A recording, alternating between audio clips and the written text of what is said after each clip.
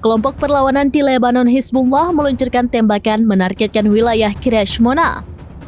Mereka juga turut menghancurkan dan membakar 2 tank Merkava di daratan tinggi Labone. Perlawanan Islam di Lebanon melakukan 3 operasi pada Kamis 17 Oktober 2024. Mereka mengumumkan telah mengebom pemukiman Kiryat Shmona dengan sebuah rudal. Dikutip dari Al-Mayadin, rudal tersebut menyebabkan kerusakan properti. Bahkan terjadi kebakaran di sebuah gedung yang terkena langsung oleh peluncuran rudal tersebut. Perlawanan juga mengumumkan bahwa mereka telah menargetkan tank Merkava di dataran tinggi Labone dengan peluru kendali. Serangan menyebabkan tank tersebut terbakar dan menewaskan serta melukai awaknya.